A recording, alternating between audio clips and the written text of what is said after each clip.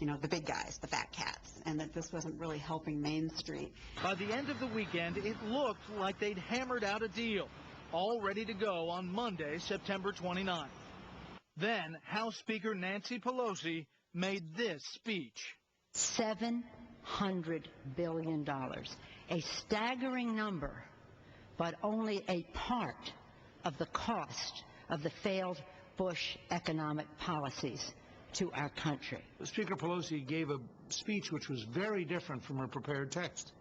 And I think it was designed to appease her left, which was mad at her for being for the bill. And if you were a conservative Republican trying to talk yourself into voting for this bill, Pelosi gave you every possible excuse not to. And I suspect they lost 10 to 20 votes. Right here is the reason I believe why this vote failed. And this is Speaker Pelosi's speech that frankly struck the tone of partisanship that frankly was inappropriate in this discussion. The House rejected the Emergency Act by a vote of 228 to 205. Republicans opposed the measure 133 to 65. But Democrats were far from unified themselves, only supporting it 140 to 95. Democrats blamed Republicans for failing to get enough votes to support a measure brought forward by a Republican president. But Democrats control Congress. They could have passed this bill with no Republican votes. In fact, if only 12 more Democrats had voted for the bill, it would have passed. And as it happens, 12 Democrats on Barney Frank's House Financial Services Committee voted against it. But no matter how you count it, a bill that seemed a certainty just hours before went down to a stunning defeat. After the bill failed, the Dow dropped 400 points in 10 minutes. The Dow ended the day down 777 points, losing almost 7% of its value. The Senate planned a new vote for Wednesday evening, after the Jewish holiday of Rosh Hashanah. But nothing in Washington stays simple. Secretary Paulson's original plan was about 3 pages long. The House legislation was 110 pages. The new Senate bill to be voted on was now over 450 pages. And there were new sweeteners, including greater federal deposit insurance protection of bank deposits and a patch for the alternative minimum tax. This time the plan passed by a lopsided margin, 74 to 25. But that was the Senate. It still had to pass the House. And it did on Friday. The bill passed easily, 263 to 171. President Bush wasted no time in signing it. A wild ride was over. But what would happen next? No one could say. Coming up, the Great Depression. Suddenly, it's not just a chapter in your history book. How do we avoid another one?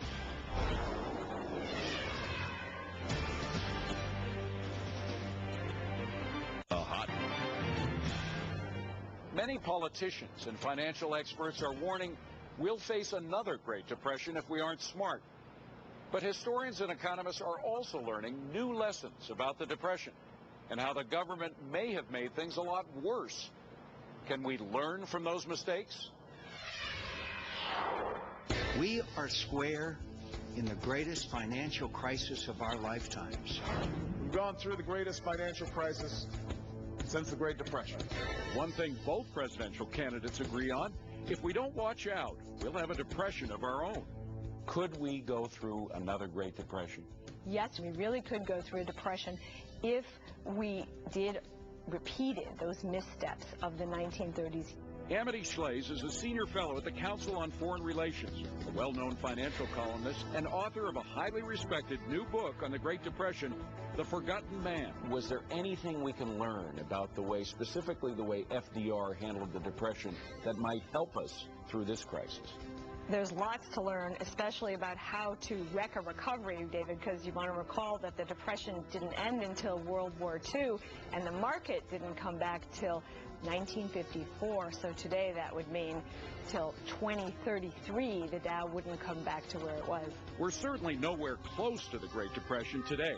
During the Depression, unemployment hit a high of 25% and stayed there for years. It's 6.1% today. We've had some significant failures in the financial industry, but during the Depression, thousands of banks failed. But the big question is, what caused it all and what kept it going?